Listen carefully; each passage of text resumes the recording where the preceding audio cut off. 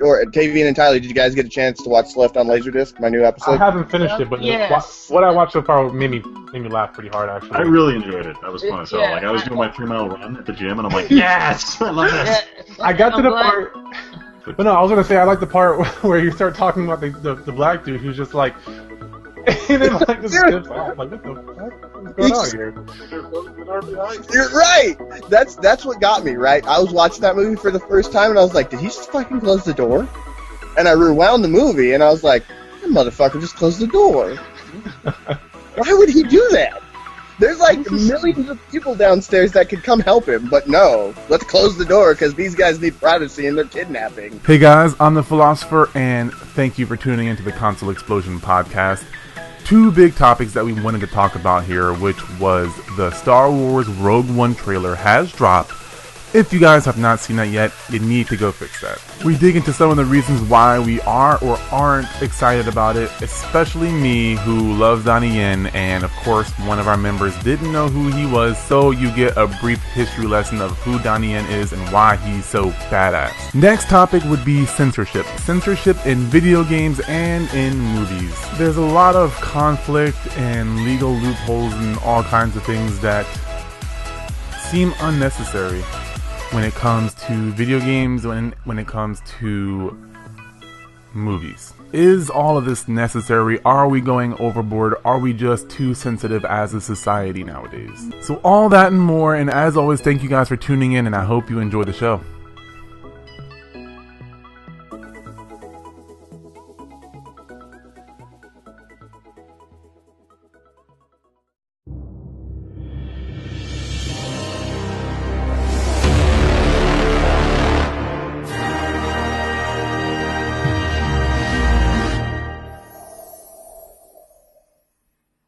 Very, very good martial artist. Like, it's a good martial arts movie, and it's also very inspiring and kind of artistic in its own way. I love the music in it. I love all the characters in it.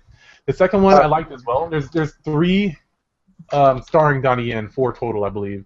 The third one, I think, I haven't even seen yet, but that one has Mike Tyson in it, so I don't know what the heck that one's about. but yeah, Donie Yen in this movie makes me very happy. So. You know, movie go to jump in. There we go. Yeah, that was. Hey, your thoughts on Star Wars? Go. Hello. How is everyone tonight? Doing great. Good. That's awesome. So, what do you think about this? Unfortunately, I don't know anything about him. Oh man, that's a homework for you and Tyler, is to watch Ip Man 1. It should be on Netflix, I believe. At least it was when I watched it. It's absolutely on Netflix. Okay, fantastic. Oh, not anymore. Nah, you have to track it down somehow. But interesting. I don't know. I've been kind of following Rogue One, but I'm really worried about getting myself burned out on Star Wars because of all the movies they have planned. Because I've already kind of like burned out a little bit on all the Marvel movies. Oh, you mean because of the 9,000 movies they have planned over the next 6 years? Yeah, and that's why I was kind of liking DC, because I don't know, they're going to be pushing out Slock, and I love it. So it's kind of a different style of superhero movie, so it's a nice change of pace. As long as it's not like redoing like episode 5 movie like they did with the. It won't be, like, at least. Based on, I actually read the Rogue Squadron books when I was a kid, and based on what I remember, it's very kind of almost espionage-y. At least that's how the books were. I don't necessarily know how the film's gonna go. That's how they say the movie's gonna be. They say it's gonna be like a spy thriller set in the Marvel or set in the Star Wars universe. Yeah, the Disney universe now. But also, you might see Mickey Mouse and Goofy driving. You might, yeah. When the X-Men can be there because they own all the properties now. But yeah, it was kind of like because the movie's plot revolves around them stealing the plans for the Death Star. At least the ones, that's how they got the weak point. But yeah, that's kind of the plot of the film. But yeah, I don't know. Cause, like, the only thing they've released was that teaser where you kind of hear Star Wars noises and then you see trees in the background, right? At least that's the one that leaked. I thought there was a teaser trailer that leaked for Rogue One. Like, it was like. It's very short. Yeah, it was like a bunch of trees and you heard Star Wars noises. Look, while we're at this, I got to say this real quick. You know what? upsets me is teaser trailers for teaser trailers. Oh, I hate that fucking trend in movies. Give me an example, because I don't even know one. Okay, so like, let's say with The Force Awakens, when the first teaser trailer came out for The Force Awakens, the day before that teaser trailer came out, there was a 15-second trailer that was like, that just showed the Millennium Falcon flying. It just showed that slight dogfight between the TIE Fighters and the Falcon. Okay. Yeah, I remember that now. And it was like, a trailer coming out tomorrow, and I was like, what the fuck is this? Oh, okay. Well, yeah, it's like the nice thing though is like, what, that 15 seconds of footage on their official channel probably earned them several $1,000s worth of ad revenue. So I guess they can make money on pieces of their own movie now. Yeah, that's true. They can make a trailer of their trailer and make money from that trailer. It's ridiculous. But then it also does a really good job of like boosting interest in it. But yeah, it is kind of an odd trend that they're making teasers for teasers. It's like trailerception, man. It's so weird. But then again, I don't think they'd be making them if they weren't so fucking popular with people. But then again, like the thing that drives me nuts is when they release these teasers, you have people that sit there and dissect them frame by frame. Oh yeah, and figure out exactly what's in it. And I'm like, I can't even. IGN has a whole team that does that. Yeah. But I try to avoid trailers most of the time based on how they fucking ruin everything now. Or how you get like a teaser trailer and then an hour review on the teaser trailer. Motherfucker, it was 90 seconds. You don't have an hour worth of content. Yeah, oh my god. Then they sit there and they break everything down the trailer. Like every second becomes 5 minutes of them talking about it. And you're like, oh god, why are you making this content? I feel that takes away from the movie itself. Over there? Yeah. I like the idea of it. Like I like when they break down the actual movie when you've already seen it and they go and like I watched Star Wars and all these Easter eggs that are in it after I saw the movie 2 times. But watching a trailer of a movie that I haven't seen yet just seems kind of absurd to me. But I mean, there are people who don't care about spoilers and just want to see the movie. For the most part, I'm going to see a movie because I haven't seen it yet, and so I want to be surprised. Video games as well. I hear you on that. When it comes to a movie I really want to see, I try to avoid, media and trailers just like that because I want to be surprised. Right. Unfortunately, I can think of a trailer that just spoiled the shit out of its own movie. Terminator. Genesis. You're fine. I was actually thinking Batman vs Superman. Ruined. Yeah, but at least with Batman vs Superman, it didn't ruin like the major twist of the film. Exactly. They become teammates. How could they not? Everyone knows about the Justice League, so it's not like that was going to be the twist at the end. But like, I'll admit that. Yeah, if you saw the trailer for Batman vs Superman, you saw the movie. But for Terminator Genesis, the way they put that whole piece of spoilers for Terminator Genesis if you haven't seen that piece of shit. Which one is that one? That's the latest Terminator? Fifth one.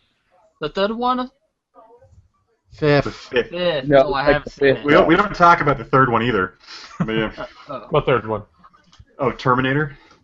No, never mind. That piece of crap. What's wrong with it? I think I see that. Okay, look, I'm going to tell you guys the same thing I tell people that try to pretend Kingdom of the Crystal. Don't say it! Don't say it!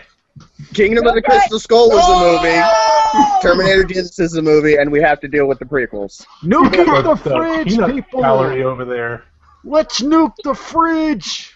But it's like one of those things where like that was the Genesis one was a clear example of the trailer ruining the only interesting twist about that entire film. Right. And just sitting there trying to stomach your way through that boring piece of crap. Oh my god. That's a garbage film. Watch it to begin with. Yeah, it's really not worth your time. Honestly, Terminator Salvation is like 1,000 times better than that movie. See, I like Salvation. I don't care what people say. That's fine. Salvation wasn't terrible. I gotta sit down and watch Terminator one of these days. I know I saw the second one. I think everybody saw the second one. Everybody's seen the second one. It is a benchmark in action films. What's the second one again? Terminator 2? The one where... And what was the best thing about... Well, actually, I think the trailer ruined it back then, too. But actually, if I remember correctly, what made that one decent was the fact that people didn't know which one was a good guy or a bad guy. Oh, I think the trailers... Some of the trailers made it ambiguous, but I think some of them ruined it.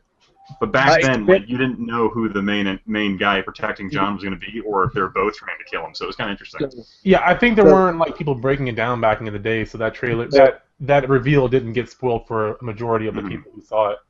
So the U.S. trailer for Terminator 2 didn't spoil it. The Canadian trailer did, and then the international trailers did. Oh, that sucks. So in Canada, they already knew who was the good guy, who was the bad guy, and around the world they did. Because at this point, right, Arnold Schwarzenegger had made a name for being a good guy, and in the foreign markets, that's what they wanted to see. Ah, that makes sense. I was about to say, what's the point making the trailers for different countries? They market it differently. Because you localize them, and it makes it more culturally relevant. Like, for example, the trailers we send to China typically have exponentially more action in them than the ones we have here, because Chinese people go to the films for escapism and watching mindless action films. That's why Transformers does so well over there. Oh, you mean that's why Transformers, Dark of the Moon is the highest grossing Chinese film ever? Oh yeah, they love that shit. They love mindless action like that. Like, that's the fourth movie, right? It's one of the fucking pieces of shit. Age of Extinction's the fourth movie. Yeah. I saw the first three Transformers, and I liked them all, but I pretty much skipped the fourth one. Yeah, the first. You can stay home on that one. It makes no sense. Oh god, they're fun to watch, but the story is. What story? What story? Action movies for the story. It's all about the action. The Transformers movies are amazing. Period. Like they look great, but you're not watching it for story. Yeah, you're really not watching it for anything. You're watching it to see two giant transforming robots fight one another that look like Dinobots. Dude, if they made a Transformers Beast War movie, I would be in line day one to see that shit. I'd be like, I don't care who directed it, get out of my way. I used to watch the fuck out of Beast Wars, and I'm not ashamed of that. Thing, I wasn't aware Beast Wars was a Transformer. Yeah. I didn't. I've never seen a couple of Transformers Beast Wars. But here's the thing. It had the Transformers theme song. Here's the thing. I barely watched it. And I thought it was just called Beast Wars. And I grew up just knowing, oh yeah, there was a show called Beast Wars once upon a time. But I wasn't aware it was a Transformer show. Yeah, you know what I loved about Beast Wars was that towards like the last season, they actually find Optimus Prime's ship. Yeah. And so the Beast Wars Transformers, at least the Autobots, like the precursor Autobots, are like sitting there around the knocked out bodies of Optimus Prime and stuff like that. It's so good, like the way they like develop that story. But it gets fucking crazy when it goes back to Cybertron, though. But yeah. Yeah, and the Cybertron. What's it called? I think it's Transmorpher. Well, no, it was. What was it called after that? I don't even remember. But it got fucking. It had weird. Cyber in its name, I think. Maybe Cyber. Yeah, because I actually have two of the toys. I have Cheetor and Optimal Prime, or whatever his name is. Optimus Prime. It wasn't Optimus Prime. It was like Optimal. Oh. Yeah, because in the Transformers universe, you have I guess it segments into groups, and just because you're called whatever Prime, it means you're the leader of that particular group of Autobots. Then I guess with Megatron, it's like the same thing if you're a leader of different Decepticons. So they break down into these like little micro groups, kind of. I guess you want to talk about their social organization. Because you have the base of leadership, the leadership matrix. Yeah. But anyway, I guess back to Rogue One. We kind of went full off. Yeah, that was actually kind of interesting though. So I didn't want to stop right there. But yeah, you did say a while ago that you did play before we started airing. You played the Rogue One games.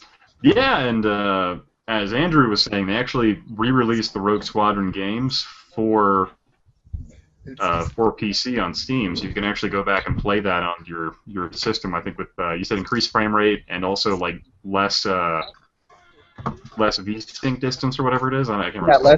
It's called the Nintendo 64 fog, right? Yeah, that's what it is. Can I use my N64 controller? If you have a USB connection, yeah. Oh, no dear. I'll have to buy extra stuff. No. God damn it, Tyler. It's like $9 on eBay. If that. What's going on my yeah, but I'm saving money to get my N64 modded, so can't do it. Yes. Anywho, what were you guys saying now? But yeah, as far as as far as games went, Rogue Squadron was definitely a benchmark on the N64 for how fun that game was. Because it was one of those ones that had so many unlockable tiers to it and all the ships you could fly. And also, if you played hard enough, you could eventually unlock the Millennium Falcon, which ruled. Ooh. Yeah. Now, it's been years since I've played this game. I remember I rented it at Blockbuster. Is this the game where you could fly one of the... what the hell was it called? It wasn't an A-Wing. You can fly an A-Wing. Basically, you cycle around the AT-ATs and you flip it. Long game. That wasn't the game? That was Shadows of the Empire, probably. Yeah. Was like, Yeah, I still that need one. that game. That game was awesome. I thought that game came bundled with the N64 when it launched. So that There everybody was a bundle you could get. There was a bundle you could get with it for the N64. Mm-hmm.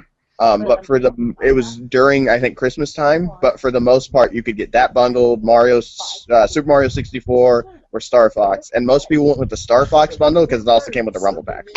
Oh yeah. Oh, I thought because he was a sexy little fox, but okay. You would say that. Well, of course you would. Look at Damn that it, sexy. Speaking of sexy foxes, I believe Star Fox Zero recently came out, or there's at least a lot of gameplay dropping for it now. Oh, I gotta see that. Yeah, it's coming out on the Wii U, right? Yes, Oh, Wii U. It looks really good. I'm a big Star Fox fan. I love Star Fox 64, so I had to at least throw that out there for anyone who does have a Wii U. You need to pick that game up. Okay, can I save in this game? Why are you asking me? I don't know. I don't have a Wii U. Because that was the whole reason why I didn't enjoy the N64 one. Because I No, you found out cannot. can't save. You can beat the N64 one in like 25 minutes. Yeah, but The game does technically save, but you have to beat the game in order to get the saves. It saves your progress. It's one whole run through. It's not some punk ass game where you get checkpoints and shit. You beat the game all the way through. That's what you do. That's a man's game right there. It's not like I that thought it was piece a of kid's crap game, but okay. Star Fox on the fucking GameCube with fucking Dino Island and shit. Adventures. That game's actually okay. I actually like Oh, that come one. on! Oh my God, no, I it's thought it was not. okay. How is it okay? It's not even Star Fox. Tell me, do you Star like the Fox Blue is also Fox as okay. well? Yes, Crystal. She's awesome. Oh my God. If there were regular human beings, would you still like the Now, game? If you weren't a furry, would you still like no, the but game? here's the thing about it. Here's the thing about it is there's hot anthropomorphized animals. No, let me get to the only thing that kind of depresses me when I found out the history behind the game. I found out recently it was supposed to be called Dinosaur Planet, and when I saw pictures of it online, I was like, "Oh, I want this game," but I found out it never was released. Yeah. Nintendo had a button and ruined everything. Well, it's one of those things where that was towards the end of Rare Can Do Nothing Wrong, and then they just cratered after that. I would- Downhill. Yeah. Well, The yeah, 'cause Rare could do Xbox nothing One- wrong with Conquerors. Yeah. Oh, did you see the latest Conquer trailer? No. Dude, it's he looks like he's on crack. Not in a good way. That would be a nice move for Conquer, I think. No, not in a good way. I mean, I played a little bit of Conquer's Bad Fur Day. Oh my God, what the fuck did they do? Oh my. You know it's bad when Tyler thinks it's bad. It's It's terrible. oh He my is God. right though. It's a HoloLens game. Is that right? Yeah, it's a HoloLens game. It looked like, I mean, I understand he used to be like a kid's game and all, but Conquerors? yeah, it started, Really? it started out as a kid game, but then they did Conquer's Bad Fur Day, which is totally a mature rated game. Well, It was okay. a kid's game as Ren and Stimpy was a kid's cartoon. Ever had Conquerors in it was Diddy Kong Racing, which is an E-rated game. Right. Mhm. And then the second game that had Conquerors in it was Conquerors Pocket something. Tales. For the Game Boy Conquerors Pocket Tales, which was also an E-rated game. Yes. And then Conquerors Bad Fur Day came out, and you piss on people. So that kind of shot it down. But everyone remembers it as Conquer's Bad Fur Day. And when they saw, the HoloLens one, the trailer, it threw a lot of people off. But actually, you know what? He is a good topic to kind of sway over to our next point here, which is getting into censorship, because his game was very I think it was mature rated, was it not? It had to have Yes, been. definitely. It's N64 right now. Right. And so I wanted to talk about censorship, which was our main topic here, and how a lot of games, even today, it seems like we're still maturing as a society, but we have these really small, unimportant things that are getting censored from our video games. And I personally don't understand the reason why. The most recent one being Blizzard censoring one of their recent games, which was Overwatch, and the character, she had like a little butt pose and she was wearing yoga pants, and they decided to change that pose to something else. Her name is Tracer. Yes. She's the Tracer character. Right. And her pose for victory was her essentially turning around with her gun pointed in the air, somewhat flaunting her ass. Mm-hmm. But the new pose isn't much better. It's kind of like her guns are up, and then she's still flaunting her ass, kind of. But to be fair, if I had an ass that nice, I'd be flaunting the shit out of it too. But that's just me. That's why I flaunt my ass all the time. Yeah, I mean, I drop pens around the office just to be noticed. It's just, that's what I do. Yeah, me too, man. Yeah. Feels like I'm wearing nothing at all. Stupid, sexy Flanders. Stupid, sexy Flanders. But that's one of those things where I think definitely the reason why Blizzard censored themselves somewhat, I think, has to do with the social justice warrior kind of mentality on the internet right now. Yeah. Where people will arbitrarily attack things that many of us wouldn't notice otherwise. Like, for me, I think it's a video game character. I don't really associate anything other than that to it. Well, So for me, I don't see it that way, but some people do. So I think this is Blizzard kind of trying to preempt the curve before it becomes something else. So even though they didn't really change it that much, they addressed the problem by changing it to something else. So it's kind of their way of removing it. Like, for example, the Street Fighter 5 pose where the luchador chick slaps her ass. Amiga. Where she slaps her ass. Like, I think the animation is still technically there, but they shifted the camera up so you actually can't see the hand slap the ass. Right. They changed two things. They changed two things. That I'm less upset about, but before, she has a partner, like a tag team partner, Nadeshko, that comes in as well. And their whole move was they basically did like a chicken wing thing where they grabbed one leg each and they pulled it and like broke the dude's leg. They didn't break it, but Street Fighter, so it's cartoony or whatever. Pulled muscle, yeah. Right, and they changed that as well to where they're just holding the person. They just pretty much like do a double team powerbomb sort of move. One thing. That's not a chicken wing. That's called a split. Literally in wrestling, that's what it's called. Or wishbone, I think it was called a wishbone. Yeah, wishbone is what I was thinking of. Yeah, I knew it was some sort of anatomy of the chicken. I don't watch wrestling. I don't either. But thank you. I was an amateur wrestler for like 12 years. I would pay $40. So you learn these things? But yeah, so yeah, they changed that as well, which I thought was a very like painful move. That's like a cringe-worthy attack, and they got rid of that. And it didn't seem necessary to really censor that when you have games like Mortal Kombat on the violent side, and then you have Dead or Alive on the more sexualized side, and they're both... Okay, there's a reason for that. Both of the games are rated M for mature. That's true. So it probably goes back to what we were talking about again before the show with movies trying to keep their ratings lower. Their PG-13 rating lower than opposed to going to R. And it seems like a lot of video games do the same thing, and it seems like Capcom definitely tried to stay within that route. Because I do know that they have certain limitations put on them to stay in those as well. Well, the thing about like the MPAA, the Motion Picture Association or Rating Association, whatever it's called, they're based on a system where they can only say the F word like once. And then if they say more than that, they go over to the rated R rating. The whole Hollywood theory behind this is by staying PG-13, your film can attract the widest audience possible.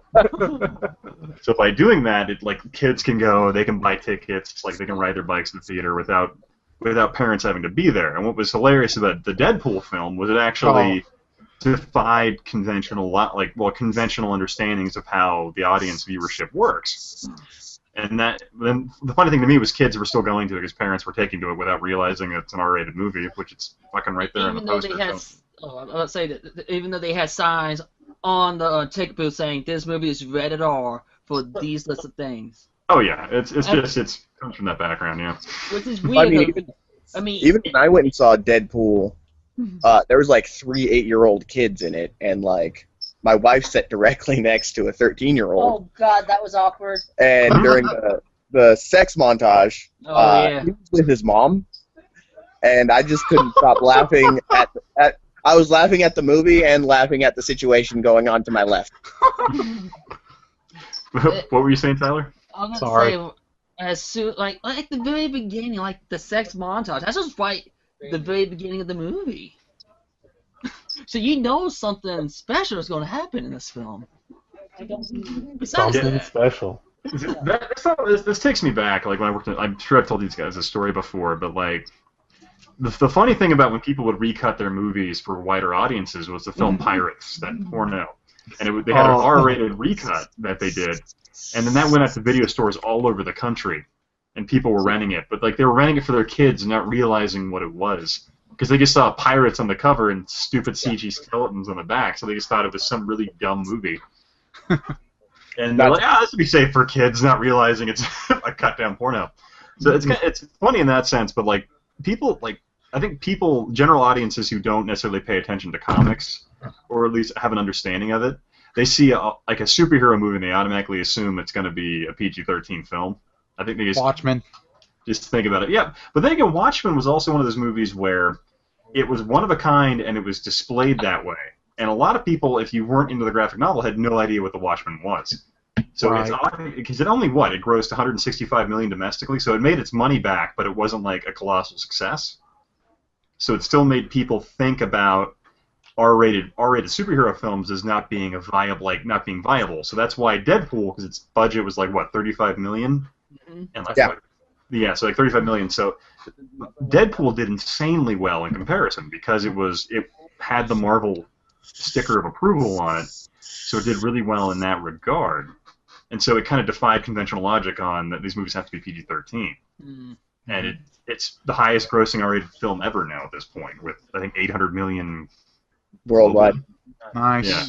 And that's a movie that didn't even make it into China, which is crazy that it made that much money without making it into the world's second largest movie market. Oh, yeah, speaking of censorship, so why didn't it make it to China? Was it just they didn't? Is there some anti-government message in there they didn't care for? Yeah, they gave some bullshit reason that it wouldn't properly fit in with the people of China, but it was realistically the kind of like anti-establishment way that Deadpool is, like the fuck you, I'm not joining the X-Men kind of thing. Yeah, I guess that would make sense considering communist China is like, nah, you gotta join the club if you want to do anything. Right, you want to make this thing? Yeah. I'm just dude, I've seen the trailer so many times after I saw that Deadpool movie. I want that movie on Blu-ray right now. Yeah. I'm sorry. Yeah, I want it on a Laserdisc. Did you guys see that? That fake picture Ryan Reynolds released on April 1st, like, we're releasing it on Laserdisc, and I was like, yes, please. It was April 1st, so we knew it was fake. Yep. But what if he did? He'd buy it. I'd buy it. In the story. That's it. Done. Back it up. Not a hard question. But I do actually have. I think Ian's right for the most part about censorship. You're trying to avoid that R rating or that M rating, or studios are for the most part, because they want their game or movie to be widely purchased by everybody.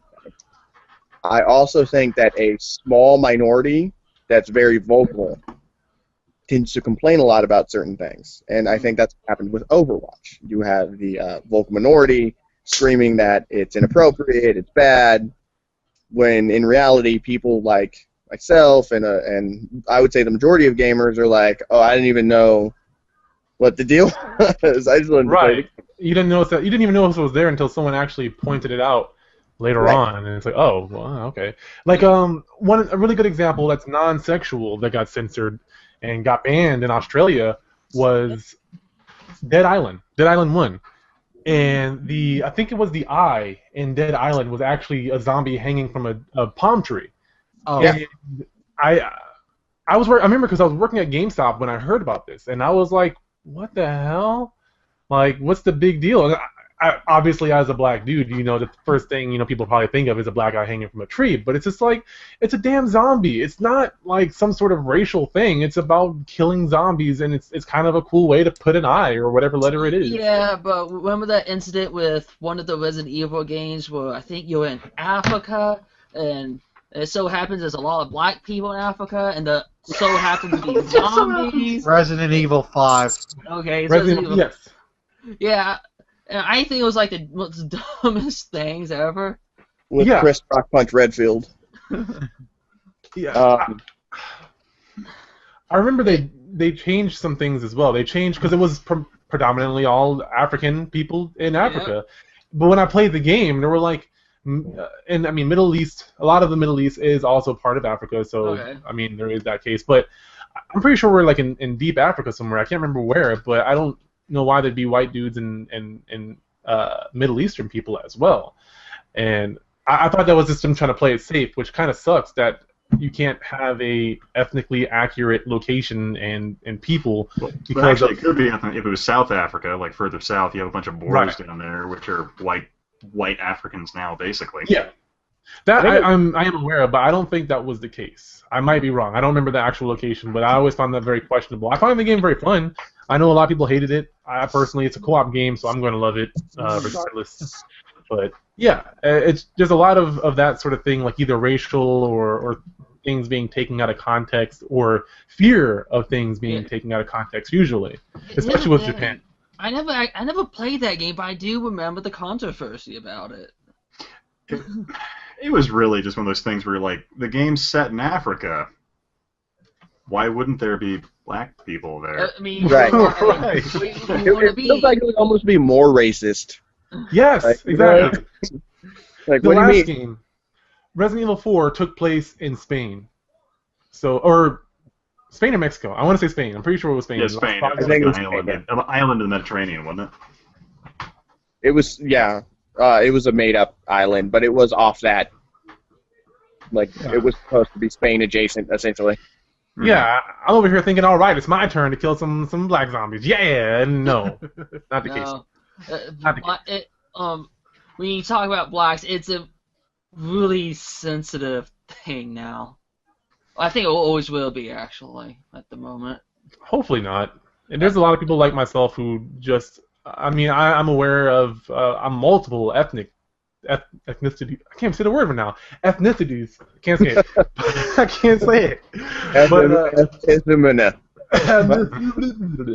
But I feel it shouldn't be an issue, especially in video games, to an extent.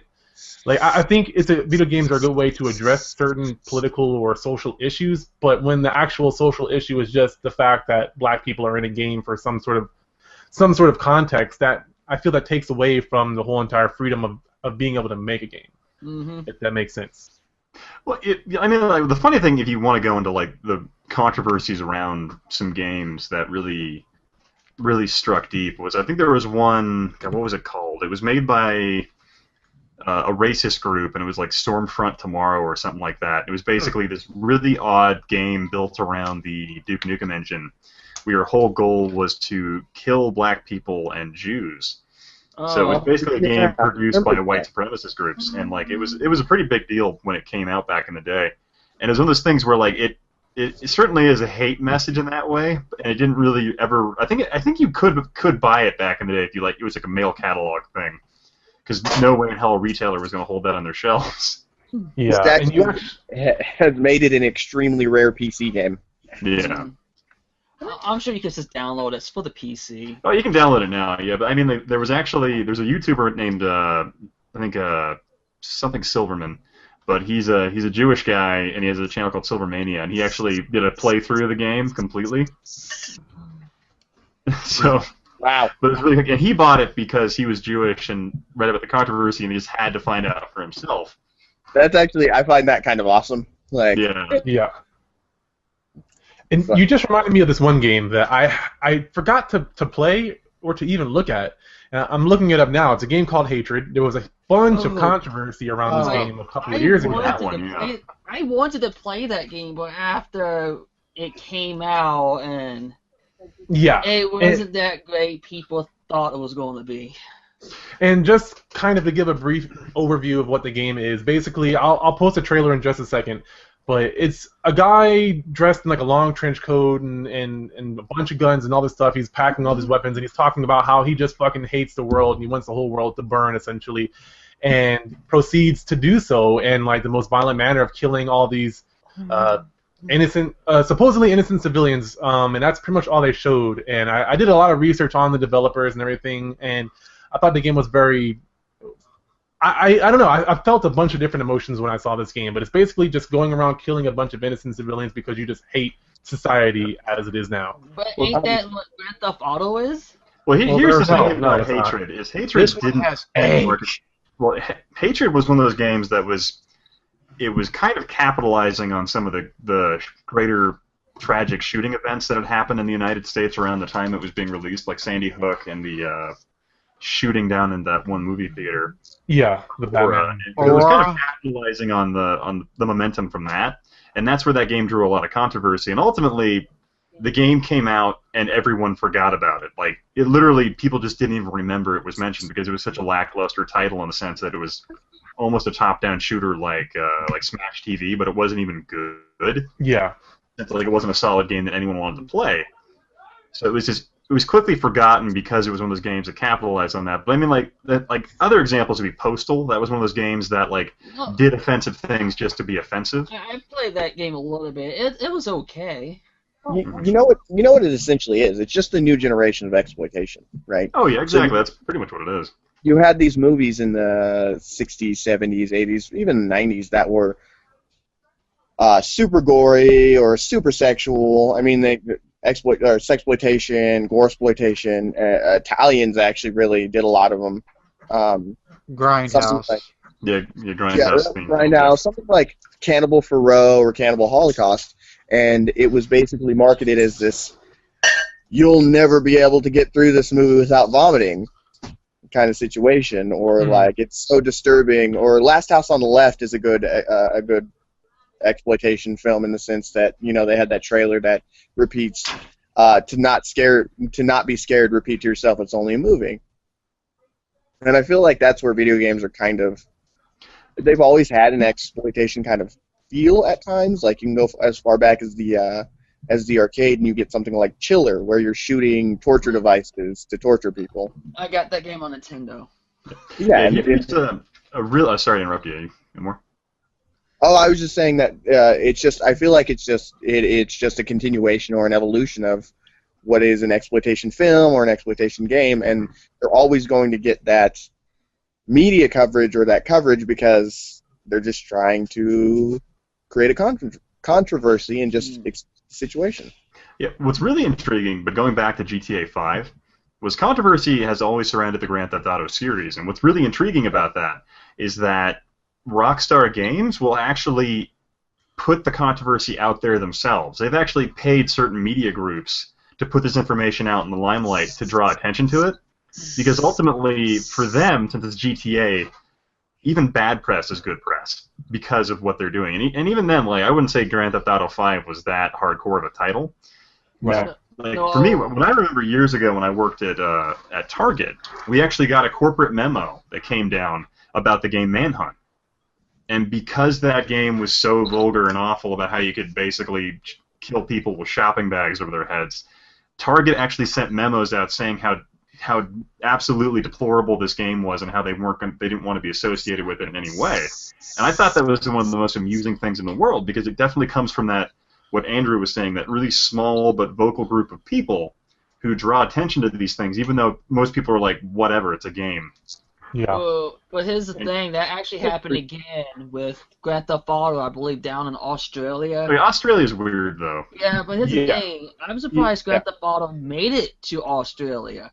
But when it finally hit store shelves, again, like you said, I think it was Target that came out with a memo saying we gotta take this game off the shelves because apparently I don't want to use this group of people, but was to say these females found it offensive because they thought this is a game about hating on women. Yeah.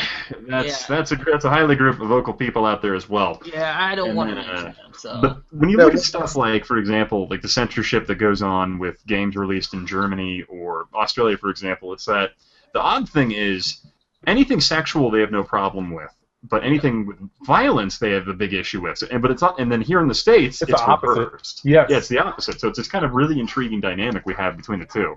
Yeah, I've noticed it before, and two points I want to make. The first one, to bounce off of what you were saying, Ian, is like I saw this on a daily basis at GameStop, where a mom would walk up to me with a mature-rated game and ask me why this game's rated mature, even though it says it right on the back of the fucking case. But that's besides the point. Even my mom knows about that. I would go and tell her, it's rated R for violence, blood, gore, decapitation, language, excessive violence and blood, and boobies. The whole time the parents like, okay. And as soon as I say sexual content, like it's like the brakes just squeal in their head, and they're like, oh no, I can't have this game for my baby. No boobies for me. So it's okay to be totally sexually. It's okay to be totally desensitized to violence, but I want my child to be sexually frustrated as well. That's what I want. I want my child to be very okay with being violent, but also be sexually deprived. Wait, you can rip this dude's rib cage out through the back of his body, but no, can't see a nipple. No, that's actually true. Yeah. My mom was the exact same thing. Yeah. I'll be at Blockbuster. It was Duke Nukem War of Babes. I had my mom the game, and she looked at the back of it. It's like, I was like, oh, nope, sexual, no. I remember when I was a kid having to ask my mother to buy me more mature games. It was like I had to go, like I would go to her and I would explain the game to her, and then I would tell her about the violence and stuff in it. And I'd be like, yeah, there's boobs too. My mom was the funniest person. She's like, I don't care. But I mean, like, is there really bad language in it? I'm like, yeah. She's like, okay, you can have it, but don't let your brother play it.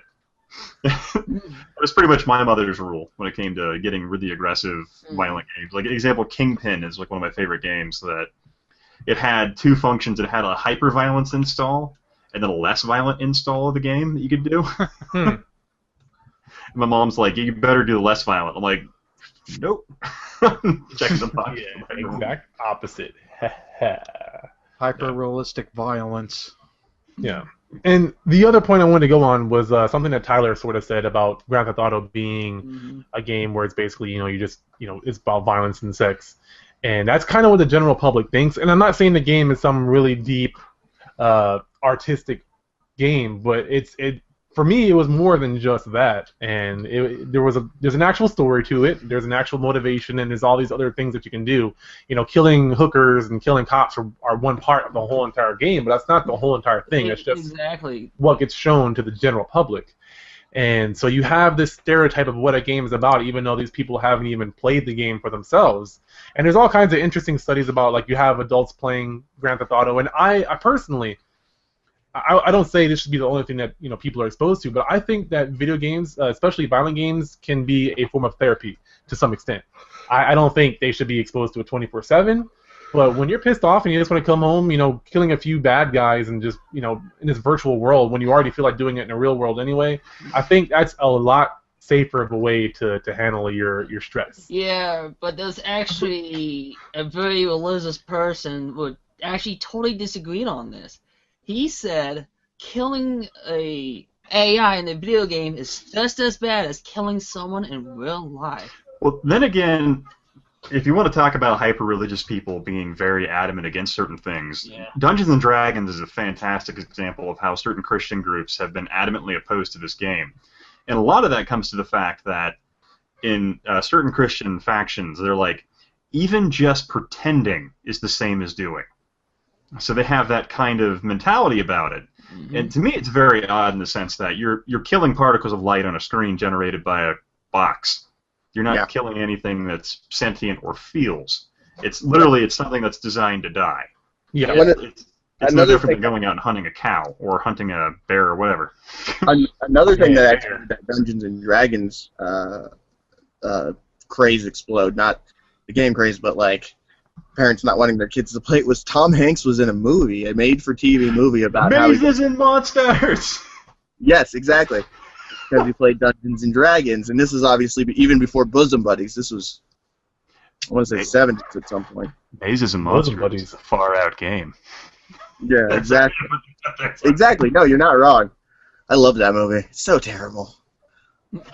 Yeah. But, and that just, again, comes down to sometimes a vocal minority can get a hold of something, and if they have enough money, they can promote their own agenda about it. Yeah. But in the end, after that movie aired, I think the Dungeons and Dragons game sales skyrocketed.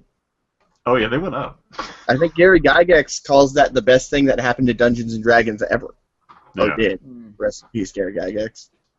Yeah. Rolling in his grave. I get it. Rolling in natural 20s. Yep. Yeah. Poor guy. But yeah, it's... Tyler made a kind of an interesting point. I don't know if I exactly agree with the application of it, but with the whole censorship rating, I know it wouldn't be something that actually happens, but it's something I would like to see in the future where you have kind of like what you talked about, an option between the less violent version or the violent version, or maybe the extra violent version.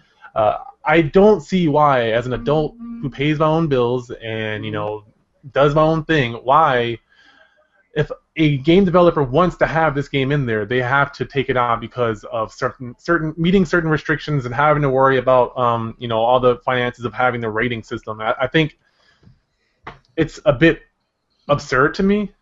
I think a lot of parents are taking less work off of themselves and trying to put it more onto other people, which I see that a lot outside of gaming as well, and that it sort of frustrates me that I see a lot of even developers, they want to put this in there, they have the intention of doing it, they talk about it in the making of sort of extra special, not special edition, but the extra content that they have. And it's like, they want to have these certain things in there, but because of fears or people pushing on them, they have to take it out.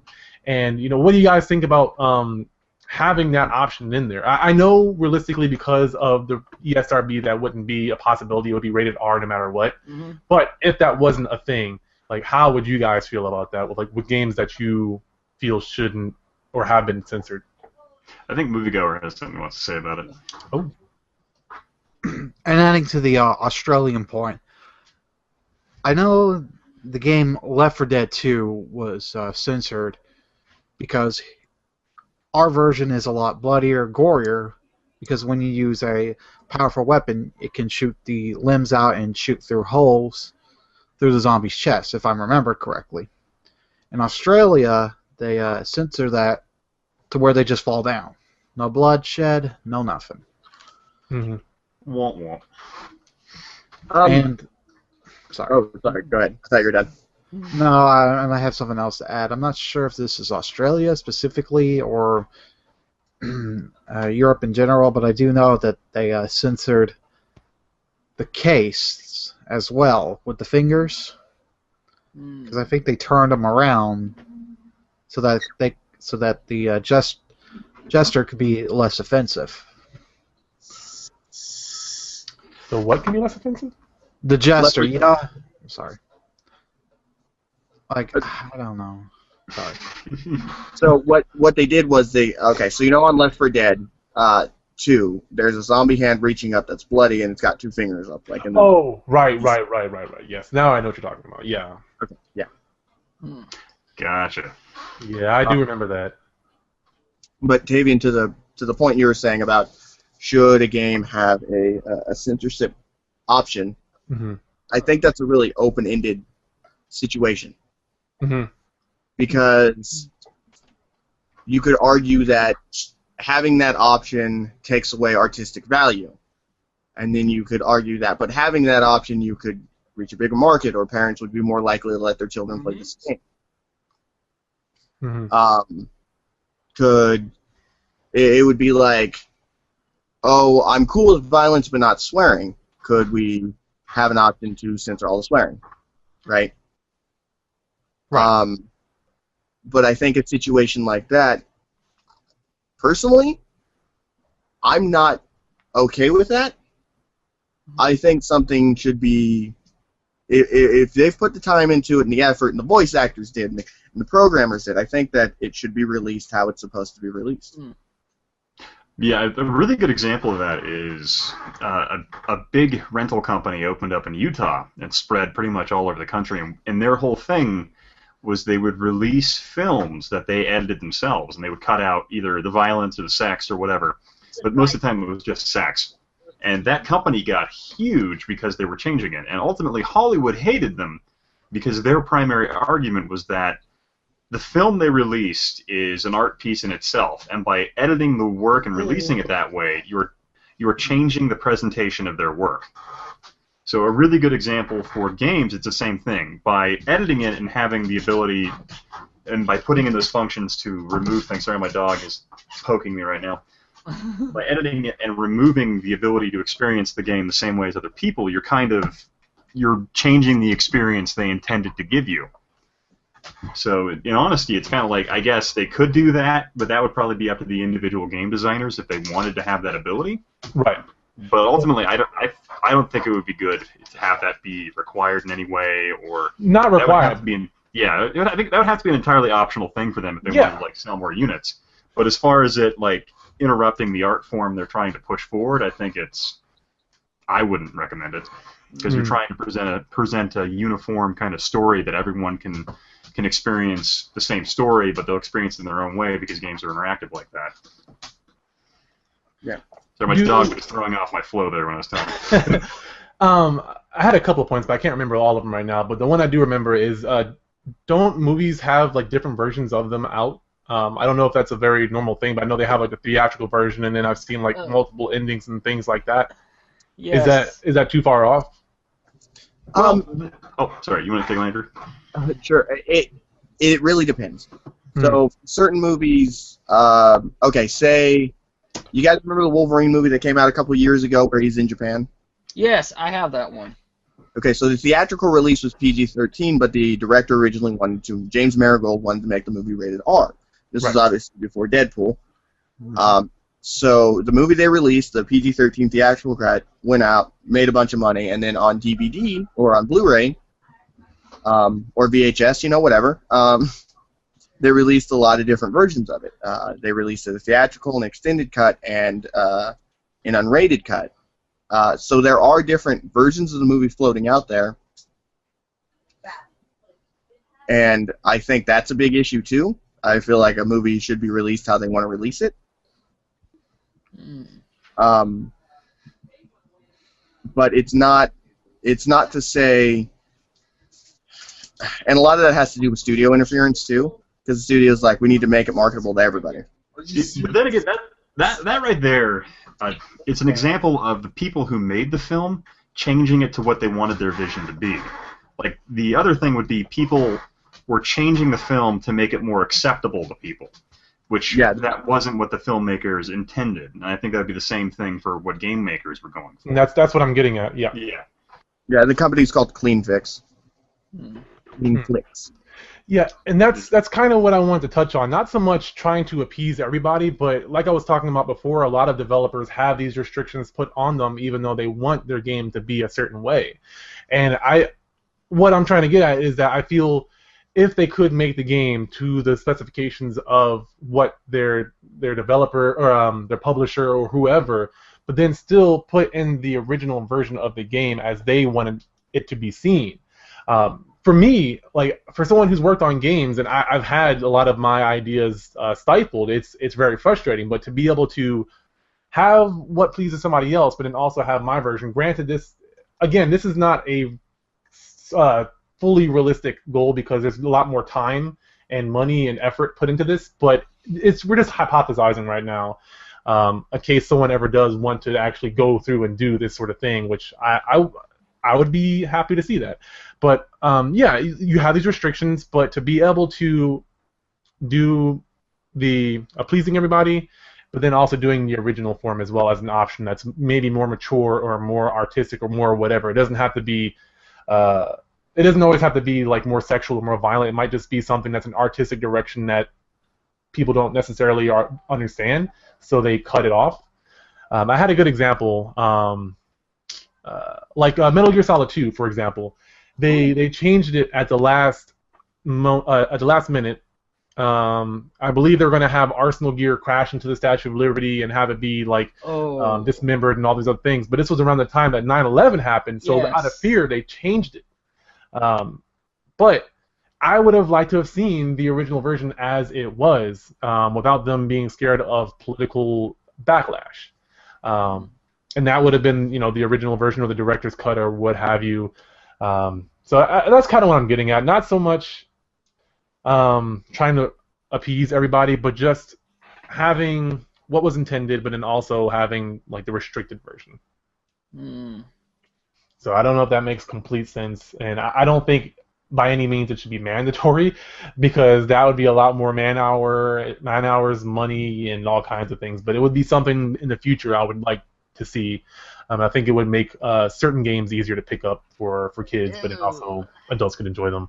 Well, that's going to be a little bit tough since Metal Gear Solid 2 is owned by Konami. Oh, that's not going to happen ever. No. Unless Hideo Kojima snuck some files out and decided, I'm going to leak this. Dun, dun, dun. It wasn't me. No, you got the wrong guy. Unrated. Oh, yeah, unrated. That's a good point, moviegoer. They do have unrated versions of movies that come out. I never understood that as a kid, but as I got older, I'm like, I see what's going on here. Kind of. Well, also, another good example of theatrical versus producer, what the producers wanted and the production company wanted, it would be the Blade Runner movies. Mm-hmm. And I say it's because there's 5 different cuts of Blade Runner. Oh, really? Oh. Yeah. So I have the HD DVD director's cut that I really enjoy, but I can't remember watching any other versions of it. But I got the limited edition release that had every version on it on Blu-ray, so I'm pretty stoked with that. Now I just the Criterion Laserdisc. Criterion, that's a fun word. I don't know why. Weird. But I think we've got made all the good points that we needed to. I'm trying to think if there's anything else that you guys wanted to add in before we cut, because we're actually getting close to time to end the show. I think I actually have the theatrical cut here on the amazing CED video. Is that the Laserdisc? No, this is the CED. This essentially this is a vinyl disc that the player has two disc readers on it. And what they do is it actually translates the readings on the vinyl disc into an analog video signal, and it's amazing. Nice. Can I see the little? Can you actually take it out? I have to click it to open it up. Okay, it's really shiny looking. It almost looks like a record that's glossy, is what it looks like. Yeah, it feeds into the player almost like an 8-track play, like an 8-track tape. But then you pull it out, and then the disc is fed into the player. And then it spins inside the player. Yeah, so you put it in, you take this end, and you shove it into the unit, and then you click a switch down, and you pull this casing off, and that's how you watch it. It was a technology, I think, developed by, Magnavox, or was it Philips? But anyway, this was supposed to rival VHS, and they didn't get to market until, like, 82, after Laserdisc had come out. And Laserdisc had basically a better visual quality to it. And this was like almost sub VHS. Yeah. Because this was before they figured out how to put multiple hours of video onto a tape, so it's kind of really intriguing bit of history. And you do a video on that if you haven't already. It's after like 100, 150 plays. Oh yeah, it's dead after 100. Yeah, it's pretty funny. But that actually, logging off works for me. I gotta go eat dinner anyway. Yeah. All right. So if you want to go ahead and let everyone know where they can find you and what you do, real quick, Andrew, so you can head out. You can find me at A Squared Game Reviews on YouTube. You can follow me on Twitter at AndrewParada1. That's pretty much it. Go enjoy my new episode of Left on Laserdisc. Boom. Short but sweet. Already enjoyed it. Will do, and take care. Happy grilling. Yep. Or eating. Ew, grill food. God, I hate you so much, Tyler. Hey, grilled food is delicious. You ever had barbecue? That shit is awesome. See, I can't explain it. It's like Tyler lives in the South, where barbecue is at the pinnacle of barbecue creation, and I don't understand how he's not had good barbecue or how he doesn't love it. I don't know. I think it's nasty, to be honest. You have more people with diabetes in the South than anywhere else in the world. That's because your barbecue's amazing. Okay. Sorry. God damn it. That's why I don't have diabetes yet. Where can they find you, Ian? You guys are crazy. You can find me on the Console Xplosion, or you can go to my website, www.historicnerd.com. You can find me on YouTube at Historic Nerd. Or if you want to talk to me directly on Twitter, you can talk to me at historicalnerd on twitter.com. All right, Tyler, what about you? Well, you can find me on YouTube, the Video Game Hunter 32, or you can type in Hot Anime 32. They will both take you to the same channel. That's how I find you. Yeah, that always makes me smile. Yeah, and I also have a Twitter, which is simple, VGH32. And I also have a Facebook page, The Video Game Hunter, and I do draw once in a while, so follow me on DeviantArt Video Game Hunter. All right, and you may have noticed we have a newcomer here, known as the Moviegoer. Thank you for joining, and where can they find you, and what do you do? May I add something quick to this whole controversy thing before we... Yeah. I'm sorry, censorship thing before we leave off? Mm-hmm. Unnecessary censorship. Conquer Live and Reloaded for the Xbox. Oh wait! I was told that was like a remake of Bad Fur Day, though. It is, but they censored, because in the N64 version, they got away with saying, shit, twat, and things like that. But in the Xbox version, they censored all of that, and I just figured I mention that before we go. Anyways, I can be found on YouTube. The Moviegoer 14, and basically I do YouTube streaming. I'm gonna start doing that Saturdays and Sundays, and I'm also working on game reviews. I can also be found on the Console Xplosion as well, same name. As for Twitter, Jarrett9121. I just post whatever comes to mind. And for Twitch, that's the same name. All right. Jarrett9121. Okay. Thank you. Welcome. All right, and as always, I'm the Philosopher. You can find me on Facebook.com/Philosopher. I have it spelled right now. Thank you, Gina. Twitter at the Philosopher, and YouTube.com/The Philosopher, and always, of course, on the ConsoleXplosion.com. If you guys are watching this live, please hit that like button for us, and if you like these podcasts, go ahead and hit the subscribe button so you can get more of the updates when we do it live or when we post it on the following Friday, the Friday after that. We also have a bunch of other videos, so if you look forward to Ian and Antonio, they do the weekly wrap-up. But as always, thank you guys so much for watching, and I will see you in the next one. Bye. Bye. Later. Bye, guys. So I've got that thing hooked up, and all right.